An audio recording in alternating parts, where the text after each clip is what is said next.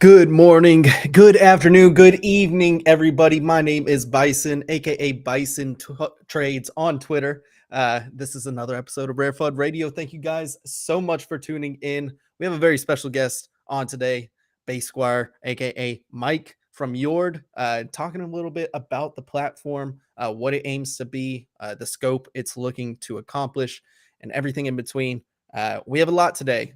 Just going over the platform itself, it is something that I think we are severely lacking in the space. A little bit of community transparency on these projects and what it could transpire to. So I'm excited to talk about the project itself, the platform. Joining me today, as always, is my guy Dorian. Dorian, how you doing today, my man?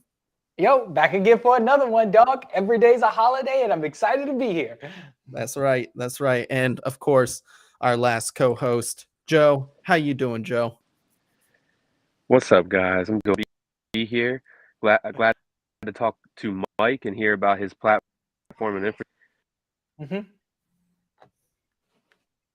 Agree, dog. Super excited as well. It's Joe with the spotty connection, as always. It isn't a show without Joe's spotty connection, but today's show is a little bit special. We do have a little bit of just craziness in the market, a little bit of kind of stagnation, it feels like. 105K sold volume, but as we said on last show, it's kind of a moot point because there's wash trading isn't a balance. Like we don't have any fees really. You know, the marketplace fees are pretty much zero.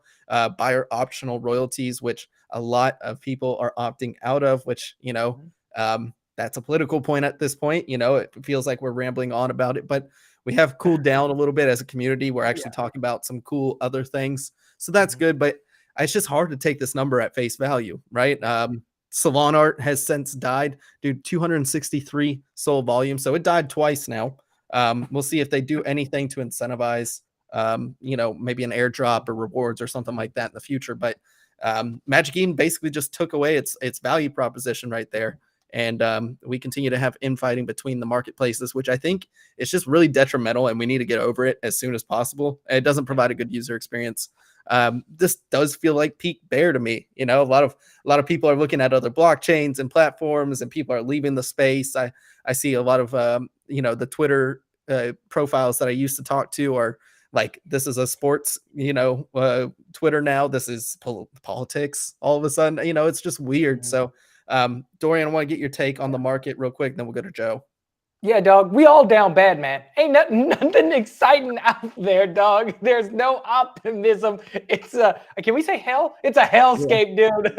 However, it's like, as you said, this is peak bear, man. But because it's peak bear, it presents excellent buying opportunities. We always have our alpha discussion later on the show, so I'm sure we'll hit on a lot of the plays that we're actively looking at, but it ain't nice, man. As you said as well, I wouldn't use volume as an indicator anymore because there's so much wash trading, so you really have to see the social sentiment on Twitter. I think we're coming to a point where hopefully these marketplaces are starting to talk to each other to come to a consensus on which type of royalties or if they should be enforced. I do think marketplaces will ultimately decide to reinforce royalties, but it'll be capped at a certain percentage, which I'm all on board with. 1 to 5% or even 4%, I think is more than fair. But yeah, that's just my feeling about everything right now. Yeah, absolutely. I agree with that, Dor. Joe, what's going on with you, man? How's life? Life's great, man. Have no complaints. Can you hear me now? Better? Yeah, connection better? We can hear you better. All right, solid. And I think like we push the space forward with this stuff, man. At the end of the day, we have working towards you know, a solution across marketplace. And I mean, simpler. There's so many teams out there now. Matricia, every angle, people are really trying to combat this. So I think that's just going to make people create something that will ultimately enforce royalties, and we'll see it back as percentage where everybody's getting a small bag and nothing's there or the seller, you know? Yeah. Yo, so I know we got to get to Mike. I don't want to hold him up any longer, but I did want to point out, you were talking about all these other projects actively working on ways to enforce royalties. My thing is if Magic Eden and these marketplaces come on to consensus, and that's a project's core value, dude, we could see a significant drop in those projects. So I would just be because like Magic Eden in these marketplaces, if that competition becomes high enough where people are paying them for it, they're going to be like, wait, you can just pay us or pay nothing to get rid of competition and easy clap. So I'd be very careful about like picking up these projects that are working on Tuesday and force royalties, because it can change on the drop of a dime. Yeah, it's gonna be interesting to see how it all plays out. But we'll continue to monitor it as always. But without further ado, let's get on Mike from YORD. Now, YORD, if you guys aren't familiar, I'm gonna give you a brief intro on it.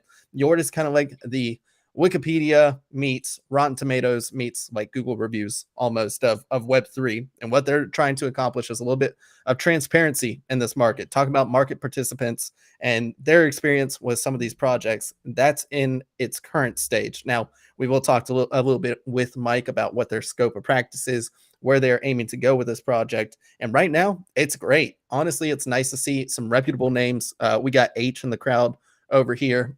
Light is one of the homies. Subi's on there as well. These are just people that I actually respect in the space that have done a really good job getting some analyst reviews up there. But let's go ahead and bring on Mike. Mike, how you doing, my man? I'm good. Thanks for having me. Really appreciate to have the opportunity to talk about the platform we're building and answer any questions that you guys have. Yeah. So one, we appreciate your time. It is always nice talking with like-minded individuals who are just trying to bring good into the space. There's no controversy or anything here. You're just trying to bring a platform that I think we all use. Like, I use Google reviews all the time. I was telling you before the show that, like, if I'm trying to find a new restaurant or I'm trying to find the best oysters, if I'm like, over in Charleston or something like that, I use Google reviews. So why not have that same sort of mindset when it comes to some of these projects where a lot of people can describe their experience, and then we have profiles as well over there that, you can see, oh, well, they just hate on literally every project they've ever been in, or like, hey, they're actually, reputable source. They've given fair scores across the board. And then you have this review and it's pretty damning. So maybe I should steer clear of this project, and for me, the more I explore, it's pretty easy to use. It's easy to, set up your profile and everything like that, and write a review. I wrote one 2 days ago on remnants, and it was simple. It's nice. You have it laid out in 5 sections, not overcomplicated, and just talking about core values to some of these Web3 projects. So one, I want to talk to you about when YORD started. What is YORD in your opinion, and when it started? Sure. And please don't refrain from the hot seat questions. That to me, I appreciate that the most, because like that's what's going to make the product better. And we want to hear all of those things, the criticisms and all of that, as we continue to like scale out in beta. But to your question, it was about last November-ish. I started my journey in NFTs last January in Ethereum, made my way to Solana like many of us did. Towards the end of the year, I was quickly identifying all these different gaps in the market. And one of them that was huge was the inability to like onboard friends and family. And, any way to do that was hand holding them, having a several hour discussion with them, showing them the ropes, showing them what not to do, all of these things. And there was no place for them to do it themselves. And there was also no place for me after I had that conversation with them to say like, okay, here, I can leave you here and feel comfortable about it. It was just leaving them out in the Wild West and like, here, you're in the deep end now. You're on your own. Watch out for the sharks. And it really hit me like a brick in the face, like kind of like November-ish. And I think I have a pinned tweet on my profile. I tweeted out to like Solana Floor and to Magic Eden, a few others. It's like, can you incorporate a review functionality, like a community review functionality like Yelp? And I asked them that question and didn't get any response to it. And I was like, you know what? I'm going to do this myself. And ended up hiring actually a Fiverr dev initially to create an MVP back in like February. Tested it with some friends and family. The response was beyond what I thought it was going to be, especially for people who were new to the ecosystem. And it was a piece of crap product. Ended up linking up with our product lead, Lance, who we met across 2 DAOs. I think it was in Thugbirds and in Taco DAO. And he connected me with a few individuals he's worked with that are more technical, and developers, both front end and back end. So we hired a full stack team, overhauled the entire product over, several months, and brought a few more team members on, and then launched the beta back in like July. Gotcha. Okay, so back in July, for some reason I thought it was earlier. Maybe earlier, yeah. Yeah, I it thought feels it'd been like you around guys for have been like around 8 for a months while now. because I kept Yeah. seeing it. You know, you guys kept bringing on like people I respect that I think are undervalued in this space. And it, you know, when I say undervalued, I mean like their follower count should be through the roof because they provide so much value to the space. And unfortunately, we're just at a point in Web3, especially in a bear, where people value followers and drama and stuff a little bit more than actual information. People want to be entertained and informed in a bear market. So yeah, it was nice to see. Once I started seeing those names come up, I was like, okay, I will give this a shot and let's check it out. And it was nice. It was nice to see. So I mean, like we talked about the core. How big is the team right now? Yeah, and I realized I didn't even answer your question of what we actually are. You know, so YORD actually stands for Your Own Research Done, a little play on DYOR. And sort of like before I get into the core team, our core value prop is just, you know, to create transparency, you know, project Web3 transparency and accountability, because I think that's lacking in the space too. And we do that through our community and critic sourced reviews. And then obviously, you know, on top of that, and you guys have touched on this a little bit, is creating that simple, easy to use, easy to navigate, easy to digest platform for onboarding for people who want to come to this space, want to have a place to, you know, be educated, learn all of that information, you know, similar to like a Wikipedia, similar to, you know, Yelp or any other review platform, get that information, the factual information about that business, that product, and then input from the community so they can make an informed decision. And I felt like that didn't exist. So that's what I was trying to solve. And yeah, it was shocking to me that there wasn't like a Yelp or a Rotten Tomatoes or like anything similar like Amazon out there. And yeah, I think, you know, you're touching on this right now. Bringing in those critics, the analysts that we have is fundamental, and it just not only differentiates us from potential competitors, but it is completely undervalued in this ecosystem. Those educators, those thread writers, and bringing them together has been one of the most amazing parts of this you know, this platform so far.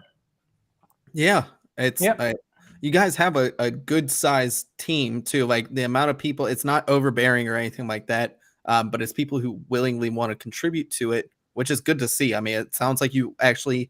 It's hard for a leader to have good people buy into the vision of what you're trying to build, and it sounds like you already have a good foundation when it comes to that. So that's good. Let's talk about the platform though, because there are some things like one. I love that you guys have like the key facts are in there, which is it's hard to find on some, like I have to piece together from some websites. You guys have it pretty like flat out plain laid out. So I'm looking at shrimps, just looking at key facts like, hey, minted August 26th, you know, 0.5 SOL. I like that you guys have a whitelist and pre-sale on there as well, you know, a little bit of transparency there. But some of these things are blank. And so I guess my first question is, how do we fill those out? And is there a way we can do it in a decentralized way that would be incentivized? Yeah, so that's where the wiki aspect comes in. And, you know, in this decentralized ecosystem, I felt that it would be a little challenging to do a true wiki style where the community actually builds the content. I think with the anonymous nature and the people that are out there to either, you know, shill their own bags or, you know, fund a project, it will be incredibly challenging to control that. So how we do this is, rather than us creating any content, we're just a platform for content to live, and we have the projects come claim their profiles, and then they are the managers and they get to edit and update and customize their profiles. So we'll create some temporary profiles for, you know, the trending projects, the well-known projects, you know, up and coming projects, things like that, that just have basic information that we scrape from data sites or marketplaces. And then we reach out to those projects, or sometimes they reach out to us first and they request to be listed. And once they do that, they get a link that has a dynamic entry form that they have access to forever. And they can put in all of that information. They can tell whatever story they want. It's, you know, the next iteration is going to be even more customizable of what type of information they can share or desire to share, whether it's a FAQ section about their roadmap, all of these things. And then the community and the analysts hold them accountable for telling the truth, because, you know, the on-chain information is easy to find. There's plenty of resources that are out there. That off-chain factual information about the team, about their history, about, you know, how they were derugged, about all these facts that you would want to know if you wanted to invest in this project, that you would have to deep dive into Discord or be following them on Twitter for ages. We're trying to make that easily accessible in one place, easy to digest, and then, transparent in the sense that the people who were there, the community members identify, oh, I'm a holder, I'm a former holder, and these facts are true. They're not telling the truth. They're embellishing it. So they left this out. And to balance out the community, because obviously people who come review might be biased, whether they're holders or not holders, or they might be anonymous and not being truthful in their status. We have our analysts as well to kind of balance that out. So similar to a Rotten Tomatoes model with 2 different scores. I love so one thing I love the data that you have on here regarding key facts. Have you thought about incorporating current floor price? And maybe I was thinking all-time low floor price instead of because like people use, oh, it's down from the all-time high. Well, everything's down from the all-time high. That's why it's the all-time high. I think all-time low is a more positive indicator, because it's like, oh man, this project was here and now like it's here. And I don't know, just maybe 2 of those things to implement. I'm not too sure if you talked about that. And also it was like, what's your daily usage like? Not to like, if it's not super high, it's not to knock your platform, but what are some of the things that you guys are actively doing? And plus it's a bear market. And the people that are left have been ingrained in this space for a while. So yeah. So first, for the data aspects, you probably see a little section there that says data points. We're actively integrating Hyperspace's API right now for 2 reasons. The first is for some data points, both, floor price, active, 24-hour volume, market cap, things of that nature, total supply, like all those, like just key points in a very easy to digest way. And then we are also integrating on where you see like the examples of NFTs. Those are actually going to be active listings that are on Hyperspace. You can filter through them and all of that, high to low, low to high, all of that. And they give you the price, and you can click buy and it'll take you right to Hyperspace. So those data points, we want them in there. But right now, like sites like Hello Moon and Moonly and like all these data and analytic platforms, like they're great. They're incredible for Web3 users. You put that in front of a Web2 user and they're gonna be like, what the hell am I looking at? Like, how do I read this? Like, and I think that's very important information. It's critical, and we'll put it at their disposal. Like it'll say powered by Hyperspace. They can go to Hyperspace and go to that. There'll be a link to Hello Moon if they want to watch the trading activity. There'll be those things for them. It's not going to be in their face. It's going to be like, okay, now I've learned about the project. I've learned about these things. I understand the floor price, understand the activity. I'm interested in this. Now the resources are here for me to get all the information. I can join their Discord. I can follow them on Twitter. I can do all these things. So to your point with the all-time low, I do like that, because I look at that when I used to trade DeFi all the time on like CoinGecko. They always had that stat, and I love looking at that. So that's interesting, and I'll talk to the team about that. As for our users, we went live, I think it was like end of July, early August. We've been doing full organic marketing. Like I haven't paid $1 for marketing, been doing spaces, been doing podcasts like this. And, I think right now we average about 100 users a day. We have about 1,100 unique wallets attached to the platform. We have just over 200 projects listed, and about 45 have claimed. So it's getting there. And, we are going to, we will be incorporating, actual boots on the ground marketing methods, but we want to refine the product first. I think there's like a push and pull. We don't want to have all these users and like all of that and like not a valuable product, not a resource for them. I think you only get like one real chance at them. And I'm not of the mentality, we're not an NFT project. I'm not going to be like having like an influencer like Shieldus. I want just like, and like right now it's a free platform for projects and for users to use. I want it to be the similar sense of like NFT Inspect. It's a product. Once it finds its value, people are going to use it. And I think people are going to identify the value and going to be starting using it the same way. Yeah, I agree. I agree with that. And like, I think 100 users a day is great in my opinion. I mean, it's deep bear right now. So the only people that are left aren't new people who don't know the space. So to be able to pull in those numbers is very optimistic to me. And I think we're going to see a huge increase in like the platform's uses and the data and projects claiming when we see an influx of liquidity into the space. So yeah, you guys are on the right track. Yeah, for sure. And no, believe me, 100 users in this market is like phenomenal. So, across all our platforms between, YouTube, Twitter, as well as podcasts, like that's about what we pull in. So we're right there with you, bro. We feel that. We are pulling in the only 100 people that are still here. I kind of wanted to talk a little bit about so you guys are going to have like Hyperspace integration. what about integration on Hyperspace? Like, is there any sort of reciprocity there where you guys can be like when they open up a page, right? It could say like YORD community score, 4.5 stars or 85%, or and then analyst review is like 82%. So that's exactly it. And probably in the next day or two, our API will be done with our scores. And it's going to be an open API for all those platforms, whoever wants to use it. Our goal at the end of the day is to be that gold standard, kind of like, Rotten Tomato scores, like certified fresh, like people advertise that on their commercials and all of this, and gets them, with their Yelp reviews, things of that nature. And that's what you're looking for when you're going to go to a restaurant or go see a movie. And we want people to utilize our scores in the same way. So yeah, we have API'd our scores for marketplaces to put them right next to like floor price, and like weight the same way. Yeah. That's where I see like the real growth driving factor there is like, for a lot of people, it is removing that one extra step, right? That one extra step could be, it's why it's hard for Twitter to drive any traffic out of Twitter, right? If you try to go watch a YouTube video, like if Dorian posts this YouTube link or something like that, you actually have just a few more friction steps, right? Where you have to click on the video and then it goes to the in browser in Twitter rather than the app itself. Like it should just switch over if you're on mobile. If you're on desktop, it's a little easier, but it's removing those friction points. And I think that's where like I see YORD has massive potential, because you're a platform for people to have transparency. And when you have to go to another site, it's like people always say, do your own research, right? That's why you guys named yourself YORD. But when you have that one extra step and people actually don't want to put in the work to do that little amount of effort, it's like that kills. You'd be surprised. It would absolutely increase your traffic like tenfold, I believe. So that's really exciting to see. I love Hyperspace and the fact that they feel a little bit more open source compared to a lot of the other marketplaces out there.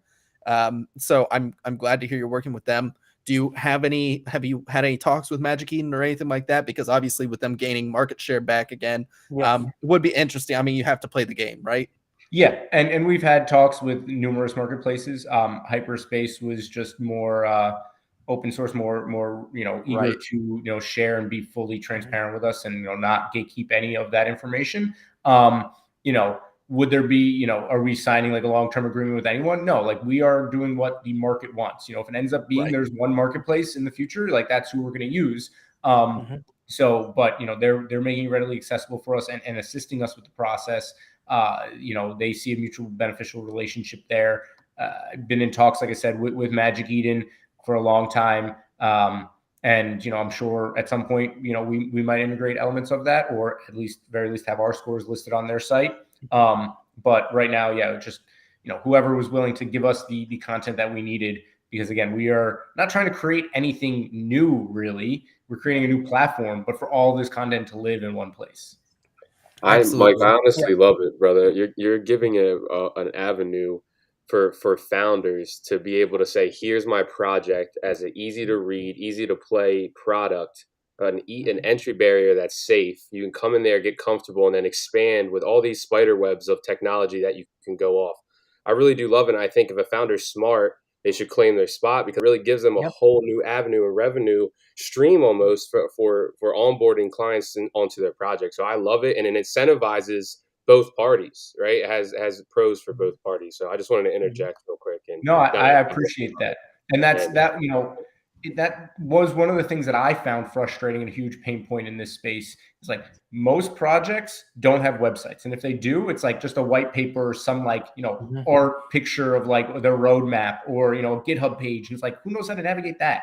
Or it's just they rely on Discord. It's like 90% of users, 99% of users don't want to use Discord, even if you are in this space. No, so don't. You ain't never lied, man. Do not have a place where all of your factual content can live, like a Wikipedia page about your business, about your project, is just, it's beyond me. And so, yes, our goal down the line after we get to a critical mass of, projects and current users is to focus and tailor it to marketing to Web 2. So, new eyes, new revenue. And I think that's, the only thing that we can do to get the next wave in. Yeah, no, I definitely agree with you. And right now, and I think will pose a great platform for these newer projects to clearly get their message out there, especially in a bull market. Like, I can't understand, like, yes, it's good now, especially when things are slow, so you can go through and research projects. But in the bull market, it's like you don't have time to go through and research every single detail of the project because things move so fast. So like your platform has all the key information that traders need to, like, hey, is this something that I'm going to get good traction in? Like, is this good? And also another thing to add on here potentially is you might have mentioned earlier, but the Twitter follower count. I think that might help in a bull market for a lot of people. And even though these things can be botted, I still think they're a good metric that people use. Because even if it's botted, nobody's like, oh, are these followers really botted? No, they see big number and they're like, must be hype. So yeah, no, I totally agree. And that's an easy API to pull in.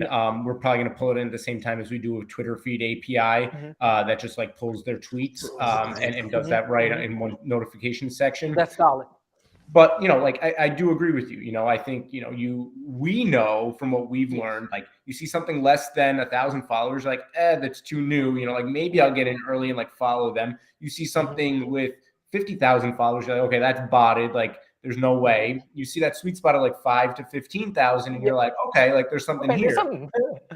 Right. So, you know, I think that's, you know, that's important. It's just like looking at like Amazon reviews. You know, you see something that has 10,000 reviews, you're like, question that. But you then look deeper into it and you can say, okay, like I know 90% of these reviews, all these 5-star reviews were paid reviews. So I'm going to look at the 4 and the 3-star reviews to actually get a sense of what people are saying about this, what I should be worried about, what its like actual concerns are, things like that. You know what? You can't do that right now. You see 50,000 Twitter followers, all that's going to be put, and you follow that project, all that's going to be put in front of you is what the algo wants you to see. And I'm not saying we're curing the fact that people will shill or FUD a project on our site. They will. Yeah. There'll also be the people who are in between leaving reviews that are honest, transparent reviews about their experiences with the team, with the project, all of that. And you can filter through that. And right now we haven't put in the filter on the reviews yet because it's just not needed because the volume of reviews isn't there yet. But in our phase 2, you'll be able to filter through. You know, I don't want to see 5-star reviews. I don't want to see 1-star reviews. I don't want to see reviews after this date. I only want to see reviews from holders or non-holders or former holders. And then you can balance that again against our analysts. Yeah, I just went in and checked out like Degen Ape Academy reviews. There were 4 reviews for 45%. I'm like, yo, what's going on here? But then like the reviews were like vapid. There was nothing there. Yeah, there's no substance right there. I was like, just about to ask the same thing, Dorian. Yeah, I guess I mean it's at that point where it's like, okay, yeah, obviously these are just like weird reviews where people just were trying out the website or like didn't know the functionality. You know, going to some of their profiles. Let's see if that's the only thing they reviewed. So, yeah, it's one of those things that, you know, like, how do you combat something like that? Because again, it is one of those things where, like, of course we know, like we are sensible humans and everything like that. But, you know, you're going to have those NFT folk that just are like, you know, flood of information. They're just like, I'm just scrolling through and I'll find good community score. We know Degen Ape Academy is one of the OGs. It's a classic project. It has a great community. It's vibrant. How do we go about fixing something like that? So I think there's a few ways, and you guys bring up some good points. I think both the project needs to rally their community to come to their page and say like, hey, you guys believe in us. You guys are here. Come leave reviews. And like some have, like if you look at Simpler, they have like 235 reviews. They told their community, come out here and leave reviews. Then I think on that Degen Ape Academy, there is an analyst or 2 reviews. And so you can balance that against what the community has said. And I think that's one of the biggest, largest disparities on the website right now. So that always catches my eye too. If there's a disparity, like a huge community, low analyst or vice versa. And I always see that on Rotten Tomatoes too. Like I think like the last like Dave Chappelle stand-up, the community gave like a 99 and the critics gave like a 20%. And it's like, well, I loved it. Yeah. So I think there's a balance there too. The other 2 areas are the likes and the dislikes on the comments that you can interact with. They're actually going to be upvoting and downvoting similar to Reddit. So like, you know, it might not be a 5-star review that's at the top of the feed. It might be a 3-star review. And then there's also flagging for spam. So the community can flag it for spam if they actually believe it's spam. And after a certain number, it pings us and we'll check that. We can check and see if they violate our terms of use. We can check and see if their wallet looks like it's a bot. It was just like formed that day, or it has zero activity. It's left no other reviews, things like that. And we can flag those things. And then last, the projects, if they claim their profiles, they can reply to the comments. They can reply to the reviews. So similar to Yelp, you can say like, oh, did you have a bad experience here? Tell us, or like, here's our response, all of that. So it might not necessarily change the score, but at least people can go and see what the project had to say about that review. So I have a question. Sorry, Bison, if you were going to cut in. But you guys are talking about Twitter feed integration, what I think is a great idea. Are you going to have a place on here? I know there's a lot of content creators out there, including myself, who do overviews on projects. Would, like, if a content creator does a video explaining the project, would they have an area to submit on there as well? Because a lot of people go to YouTube looking for this information, but if they go to here, oh, it's already a link that they might not have found on YouTube, whether SEO or any various number of factors. Is just clear for them to see. Yeah, so I think we've had some internal discussions about this. Right now, the analysts can, and like I'm a firm believer that we need to stop relying on just Twitter and Discord to onboard the masses. People want to find their information through the channels that they're used to, whether it be YouTube, whether it be Facebook, Instagram, Twitch, TikTok, and we make fun of those outlets. And that's not right for us to do. That is stopping adoption from happening. And we're saying, oh, if you get your information from that, you're going to get rugged. And they are, because none of us are going there and helping, like you guys are, but very few of us are going to those outlets and saying like, hey, this is where a lot of the people are. We need to help them there and be the good guys, not the guys taking advantage of that because, no one else is actually trying to provide benefit there and onboard them that way. We want analysts on our platform who are YouTubers, who are, blog writers, who are TikTokers, all of that, because, I know on certain websites and like Rotten Tomatoes, I know movie critics by name that I know I align with, and like I like their content, I like their takes. So I go and read the reviews, I check their profiles and see what else they've reviewed. Or if I've seen they've given a good review or a bad review, it'll speak more to me because I appreciate we have the same, same outlook or approach. So for analysts, they can embed links and videos and media to their reviews. Right now, we haven't done that for the community, just because we don't want there to be malicious links and things like that. I think we will integrate the ability for media, so directly connecting video or images. But I don't think we're going to allow the users to put in embed links. Oh yeah. Dude, that's a great idea. And I think maybe you can even have like a reviewer tier system where like, oh, it's like after you earn a certain trustworthy score, maybe they can start doing that. Well, I think that way it's not so a little alpha, or not alpha, it's been public. We brought on a new team member recently he's a social game theorist, and we're gamifying a lot of the aspects of the platform, similar to like Yelp has done and Reddit have done. We have a leaderboard coming out, so it shows not only like your number of reviews, but the number of likes you've had, and awesome. You'll get badges and roles based on your status on the leaderboard. And there's also likely going to be a native sort of reward token, not even like a utility token, and it might not even be anything that's on chain, but something that rewards the members, and like similar to like what Reddit has, and you can like tip individuals for their content that they provide. You can upvote a review, pay to upvote a review, or pay to highlight a project, kind of like Discord Nitro, things like that, to gamify and to help motivate people to come to the platform and have fun leaving reviews. Yeah. This actually leads me to an interesting point. Is we just talked about Boots and Raindrops Protocol, and how you can have traits, through SFTs. It's really cool what, the Degen Trash Pandas are doing over there, between I'm So Chris and Pit the Panda and all them, where you actually get to add traits.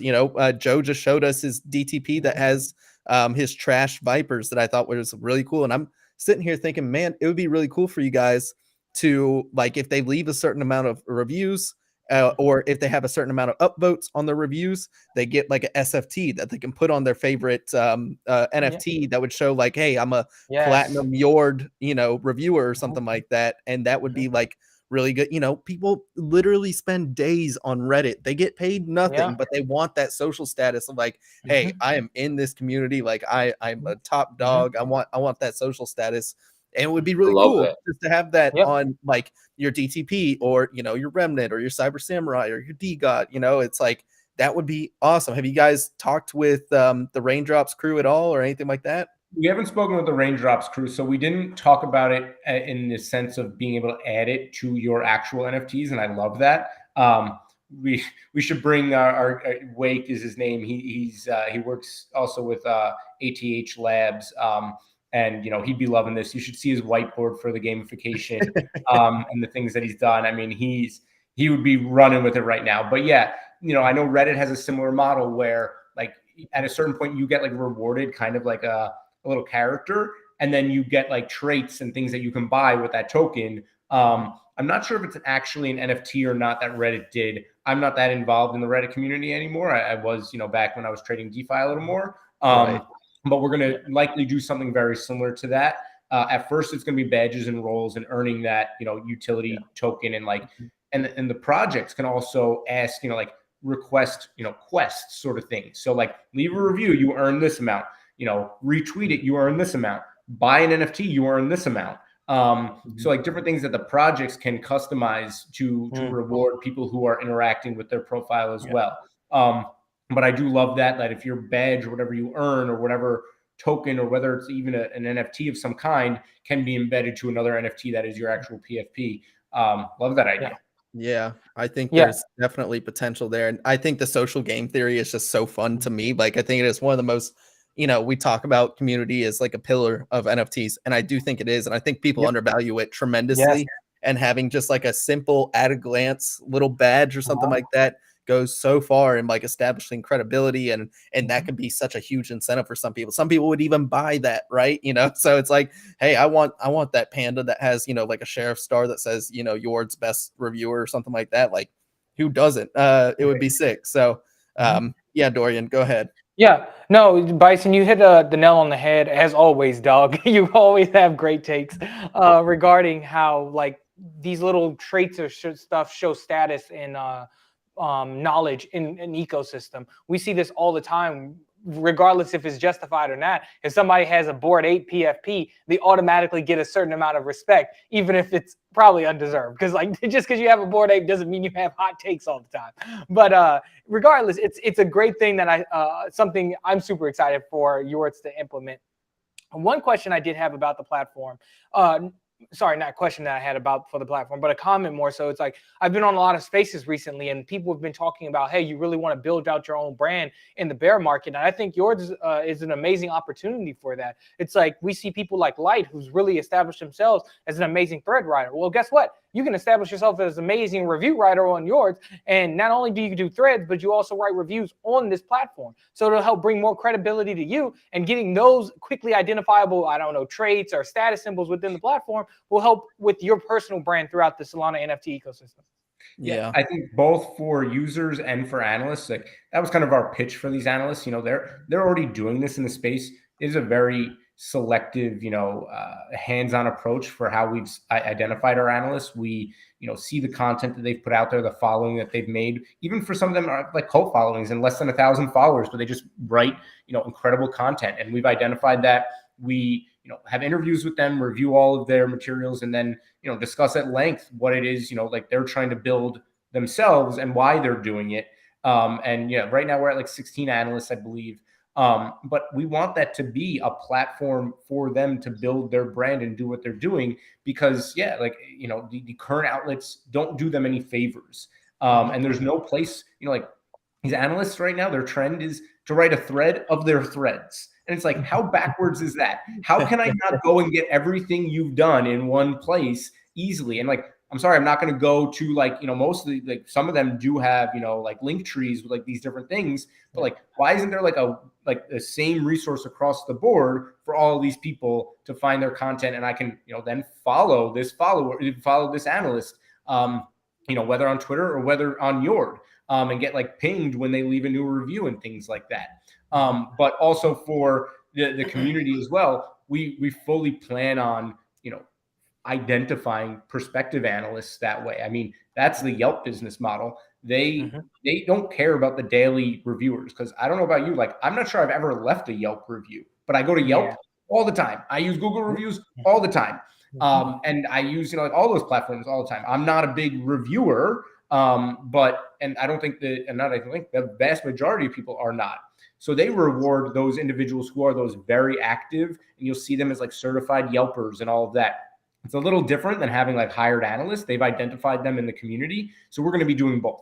We're going to have our hired analysts, and then we're going to identify those individuals and give them those tags of like, top tier reviewer or gold star YORDer, whatever it is, and probably bring on some of those as analysts as well and make that known that, if the community truly finds what you're doing valuable and you're an active participant, there's an opportunity there for you to have that role as well. Mm-hmm. Yeah, 100%. Yep. Joe, I want to kick it over to you to see if you have any questions real quick, or comments about what Mike was saying. No, the only thing I have to comment on is just to make everything very one-click accessible, like you plan to do, buy straight to hyperspace, aggregated the API, and then Discord, Twitter, website, have that one click, like I'm sure you guys already have and are going well. So yeah, that one click is really important for onboarding. I think a lot of people get stressed out if they have to do anything multiple times or this and that. So no, this is super awesome. I love projects that create net positives, man, right? I love Hello Moon. I could see this being in tangent to an investor's early morning, right? You have both tabs open, right? You have a social and an analytic almost component, both for a trader and for an investor. So I love it, man. I think there's a spot that you fit very well into this ecosystem. I think you have like a jigsaw piece that's coming right in. You're going to fit very well. And I hope people do see the benefit of providing a claim to your project in your ecosystem. So yeah, man, I hope the best for you guys, and I'm a supporter for sure. I appreciate that. Again, I feel like when I have these conversations, people end up like seeing the vision that way. And then that's what we're trying to do. And unfortunately, there's not really a way to do that other than the organic marketing right now, because they, like you can hear like, oh, Yelp for NFTs or Yelp for Web3 or Rotten Tomatoes. And like, you're like, okay, cool. Like that's needed. But to truly have that feeling, like Joe just said, and like getting to speak with them, getting to use the platform or see it and understand it, then it clicks. It's like, whoa, like this can be this. And that's what it's going to be. I mean, that's our mission. Like, and that's, I know what it's going to be, and I'm not going to stop till it is. Right. And that makes sense to me. And no, I do want to touch base on some of these comments that we have in YouTube that I think are interesting. Schmokey McWrecked, the GOAT, says, be interesting to see analysis and reviews from the RareFUD crew on YORD. So that does bring up a good point. Like, it would be nice to have a following tab almost where we can see, like, if Dorian, Joe, and myself, all create tabs, if we can like follow those reviewers or analysts and then like have a feed of what they've been reviewing lately and be like, oh, wow, that's super interesting. Just a nice quick snapshot of who I respect in the industry and be able to follow them. So is that something that, like the social aspect of creating a profile that's followable by other people, is that something that's on your radar in the near future? It's 100% on our radar. One of the biggest things that I've learned, I'm doing the YC startup school. I've been doing it since like January. And one of our advisors is a YC alum.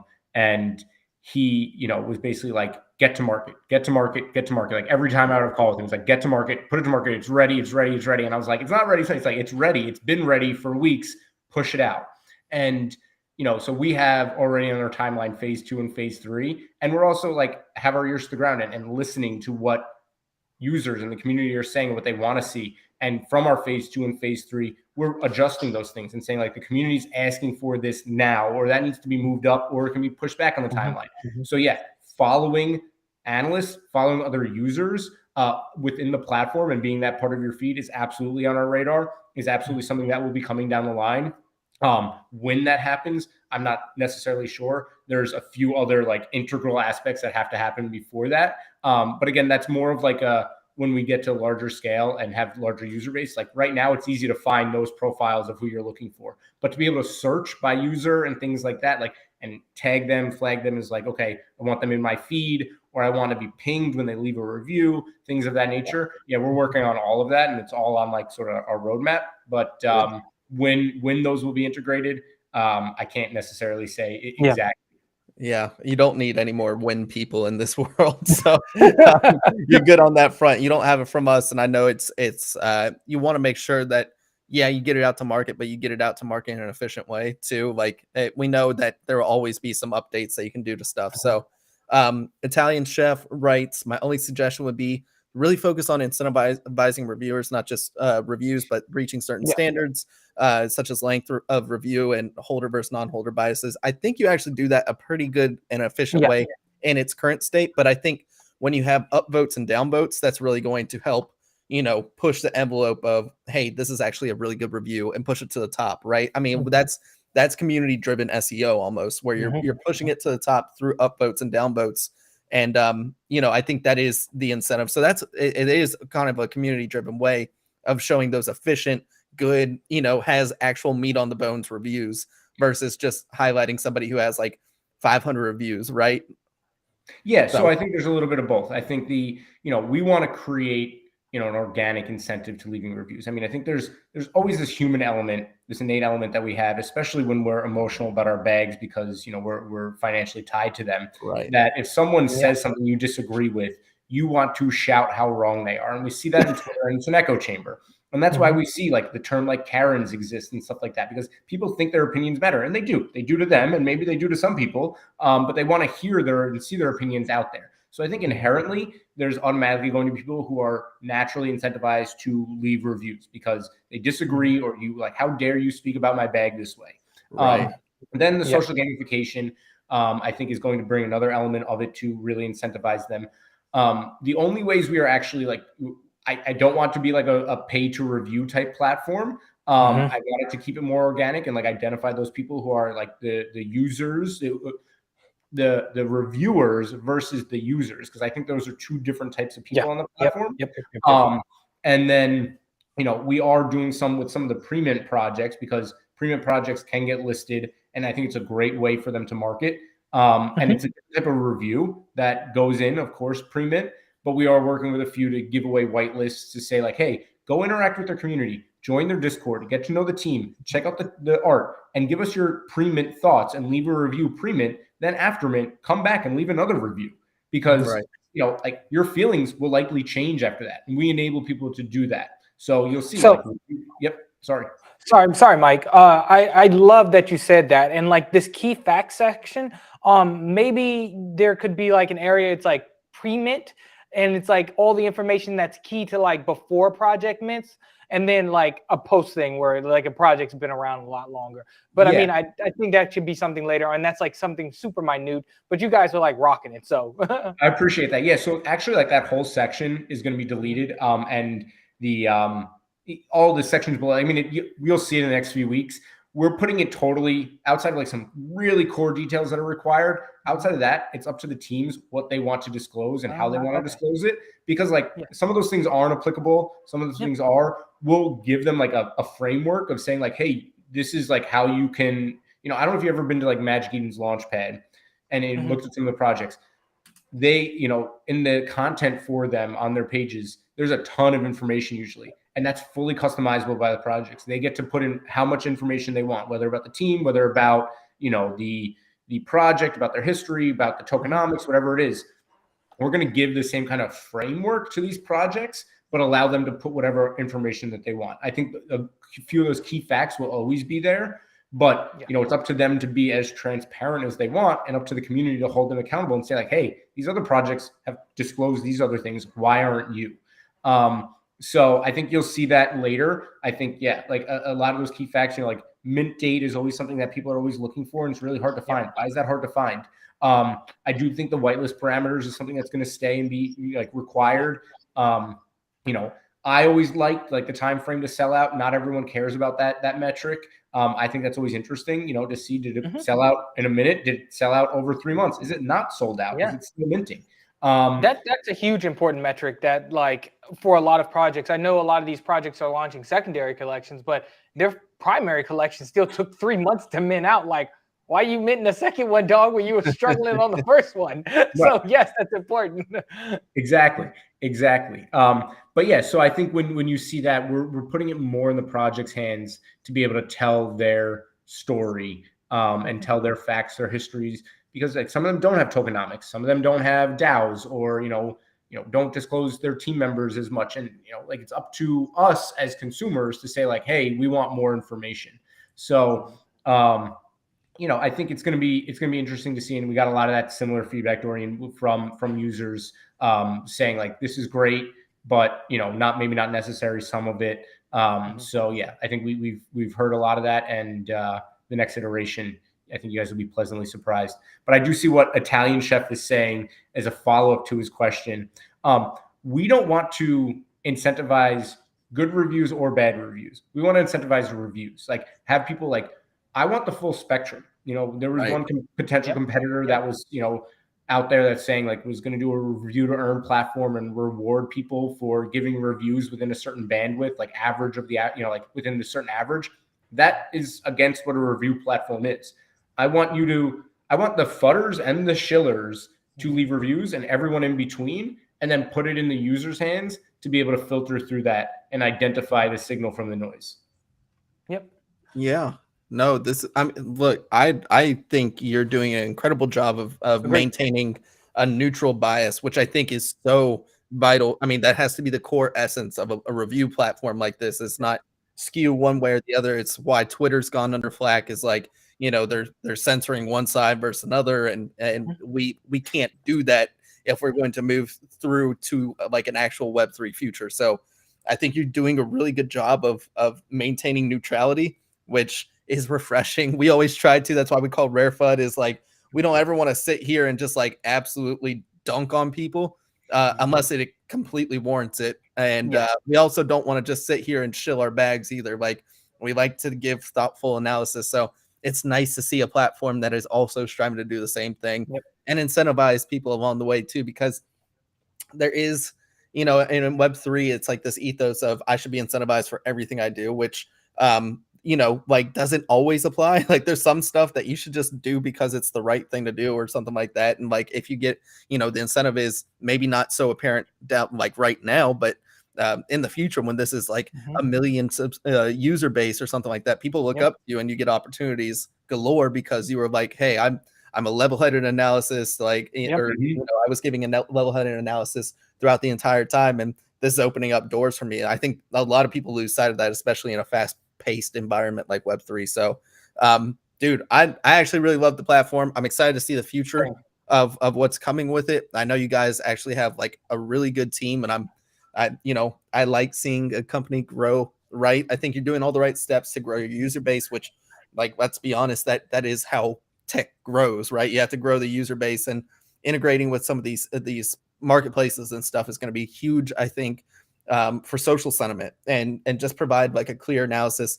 I do like the idea that you're looking into integrating like Discord announcement. Like if you had like the latest 3 Discord announcements at like the top of the page or something like that, that would save me so much time. Like I would use this as my hub, right? So it's I think that's one of the goals with some of these, like YORD is on the social sentiment side, but we want the dashboard. We want the hub where we can just have like an at a glance view.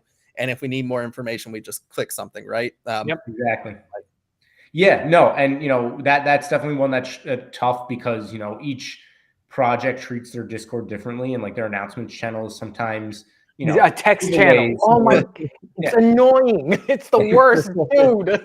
Exactly. I don't need to have notifications on for your announcement channel, even though that's supposed to be where I'm supposed to get your announcements from. And and now you see people who have like core announcements and like secondary announcements and like fun announcements and tweets and like so identifying like we can always allow them to choose which channel that is in the feed, but there are some resources that are coming out that are really, they're a little more manual right now, that are synthesizing actually the content from those Discord channels and saying like, okay, these are the most important Discord announcements in the past week from this project.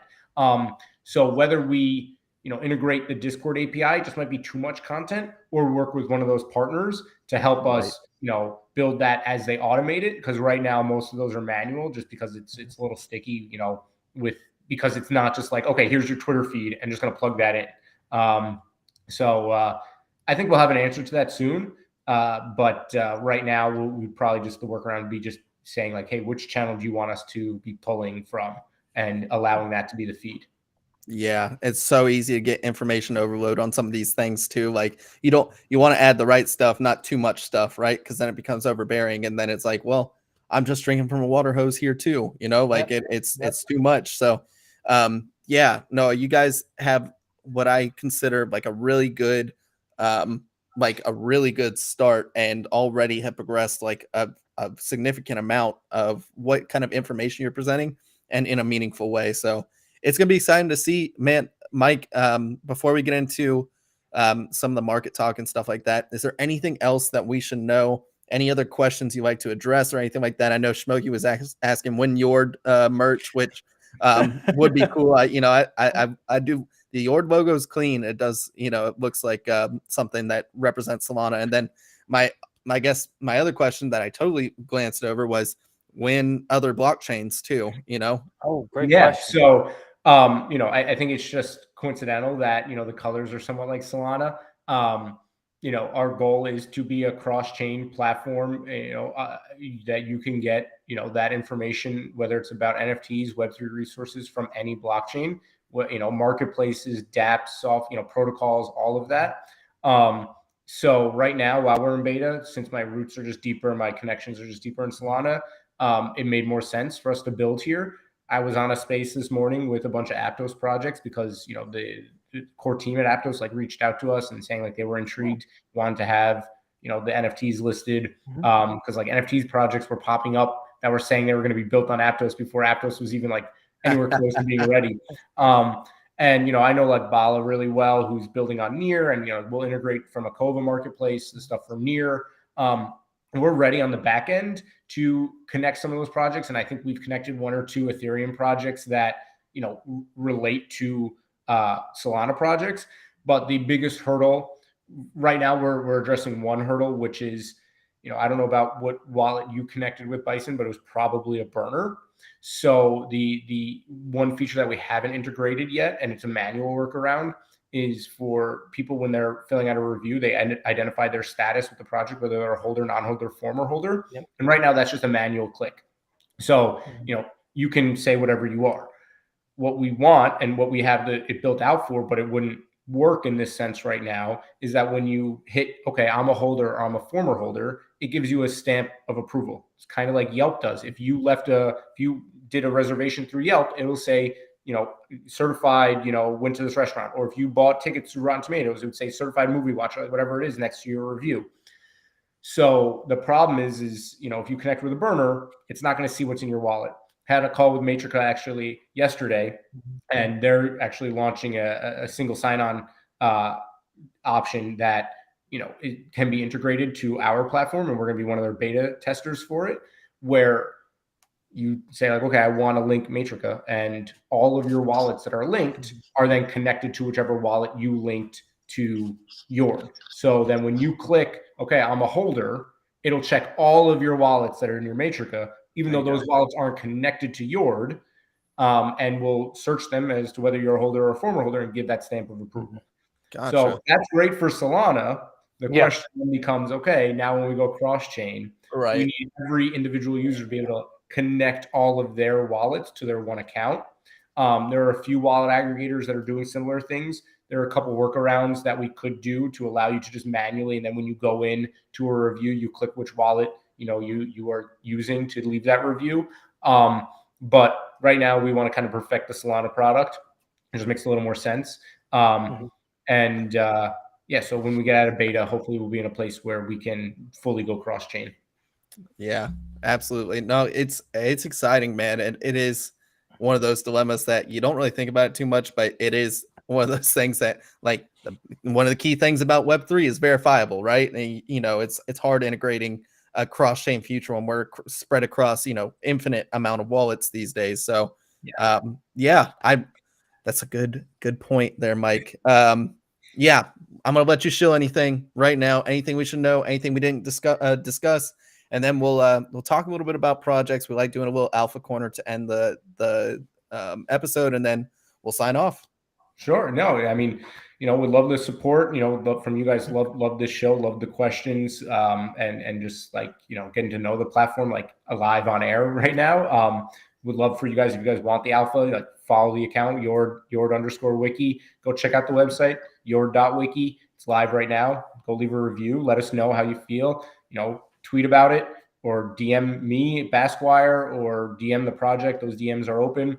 We are opening up a public Discord probably in the next week or two, because we've heard that feedback that people want a place to be able to interact with other users, ask questions, submit support tickets, things like that. It's not going to be like a typical Discord. It's going to be more of like a business focused Discord. Yeah.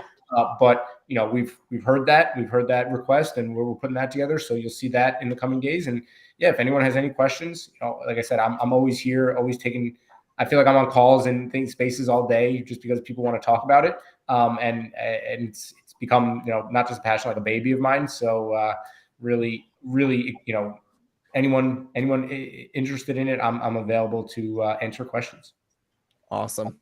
Well, yeah, Mike, seriously, we appreciate your time. Let's go into a little bit about Alpha Corner, guys. Joe, any closing remarks for Mike before we get into this, Joe? I know you're kind of silent over there. Absolutely not, man. I'll interject if I have something to say. No, everything's good to go, brother. Appreciate you.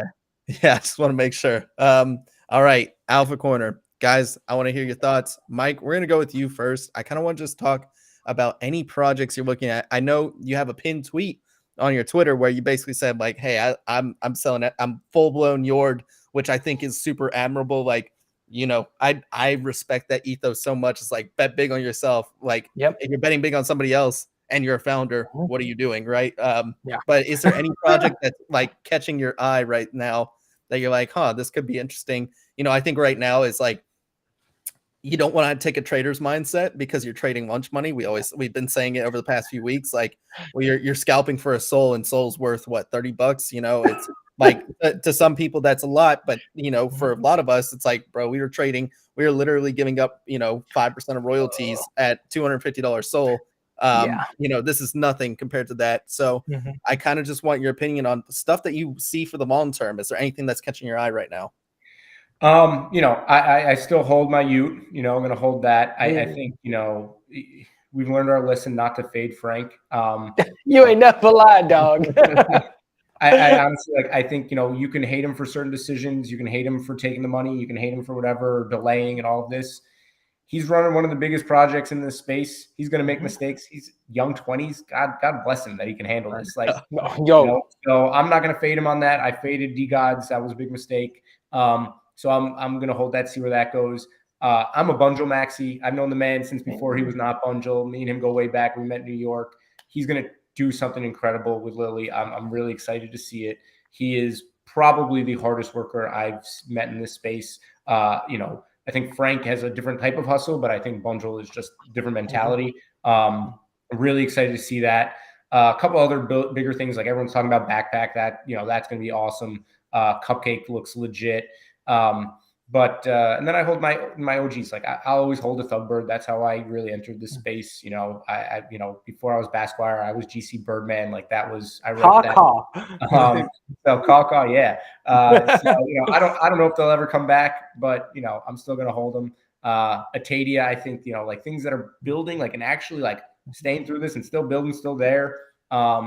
I'm bullish on those. I'm bullish on this ecosystem. I'm still here. I'm still a believer. So people are actually building. I'm following them. Might not be still holding them because it's going to this. But and anything new, like Clanosaurs looks cool. I think they're cool. But I don't know what else is going on. Besides that, the hype meta is kind of tough because no one's really hyped up right now. Right. No, I think those are great projects. I would really endorse just about all those. Thugbirds is one of those pieces that it's an OG piece, dude. It was wrapped so hard. Who was it? Was it Young Thug that bought a Thugbird or a bunch of them? Yeah, man. Those were good days then. Man. Take you back. We'll get back there at some point. It's just whether it's going to be next month or next year or next decade. I don't know what it looks like, but I still am bullish on this ecosystem as well. And I think those are all great projects. Joe, want to kick it over to you? Anything you're looking at right now that the people should be alerted to? Just know positioning yourself for some retracements here. You know, BTC loses that 19.2 on a daily. We're probably looking 18.6, then 17.5 to 17.1, and then for Sol, same thing, right? So like I'm not saying for sure, but just always have some liquidity and be ready to capture some of that blood if possible. Like you're looking at, man, $500 will get you damn 18 Sol coming up soon. And like you gotta start thinking like, all right, then I can invest that back into a blue chip, then compound any potential losses back into gains when it comes back around. And so just look for positions of strength right now while everyone else is kind of getting a little bit antsy and scared. So capitulation, baby. It smells so good. Yeah, Dorian, what are you looking at right now? Is there anything? Yeah, dog. First of all, Joe, don't be talking about no more retracements, dog. How much lower can we go? Your boy is down bad. I don't need no more retracements in my life. But while there are retracements right now, there's a ton of good projects out there that are, I think, significantly undervalued. I'm going to start off with Nekozuma. Jet's a beast. Dude's constant doing spaces 7 days a week, man. Once again, as we've seen in this space, Twitter really values those who have a constant social presence. Jet's one of them. So I've been constantly picking up Nekozuma just because whenever the bull market does come back around and some optimism does, I think his spaces are really going to take off and that project's going to be rewarded for it. Another one, obviously, Cyber Samurai. That one's criminally low too, in my opinion. Obviously, I work on it, but we got a whole bunch of stuff coming. I think our floor is so low just because of the market sentiment. While we can't do anything about people listings, we can give them a reason to want to buy. And that's why we got so many announcements coming that we're going to probably see a lot of positive price action in that, which I'm super excited for. GM's another one. John Lay has said after Lisbon, he's going to make an announcement about GM. Yo, these things sitting at 7 Sol, I think is a steal. Even if you're looking for a quick trade, I think they could potentially do a 2x whenever that announcement runs up. Another great play. But yeah, I'm sure I could keep rambling on. But yeah, those are, oh yeah, Du Bois. How could Du Bois and DeBobos? I'm not a big sports gambler myself, but their platform is amazing according to Bison. I think you can speak more on those. But yeah, those are just a couple of things I'm looking at.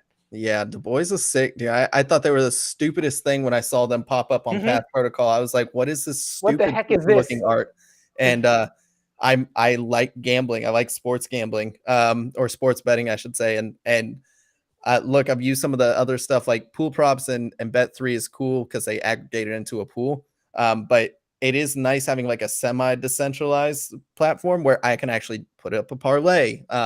The odds are a little bit better than my normal book. I wish I can buy some points, but I think those things will happen down the road. And they're at 0.6 Sol. Like that is literally, I spent more on dinner the other night. You know what I mean? Like that is nothing. So they go to 0, whatever. I'm looking for low risk plays right now. And apparently they have rev share too, which, everybody's talking about, we got to set up a business and rev share. And, I don't know. I definitely think that's the projects that are going to have some more runway, but, look, you can't really beat a sports book, especially when everybody's bored. We saw it in the last boredom meta where people were flipping coins and stuff like that on Degen Coin Flip, and they were paying out hand over fist. So yeah, oh dude, Soul Crash was another big one. So yeah, Degen's gonna Degen. But no, I'm in the same boat. I really don't think there's any more plays. I would kind of agree with Joe that right now I'm just waiting for the bleeding to stop. I don't want to be the one who's catching knives on some of these projects. Would rather be the one that watches some metrics start pumping up again. We sort out these royalties shenanigans, marketplaces stop putting up their punching gloves and everything like that, and we kind of see some slow, just like breathing space down at the bottom before I take any more positions. So right now, just chilling. I do think there's some undervalued projects. If you're like, hey, you're not buying D-Gods at 600 anymore, they're 270. Taio's 130. These are all like, if you want to load up long-term bags, those are the ones that are probably, non-financial advice, going to be the ones that last. So I think right now, if you're looking to pack long-term bags, this is probably a good time to do so. But I'm just waiting for knives to stop falling on these charts. But guys, great episode. Mike, I appreciate you. Thank you so much for what you're doing for the ecosystem and the team you're building out and the platform. Yeah, thanks, man. The positive platform that you're trying to build out. It's awesome. I left a review.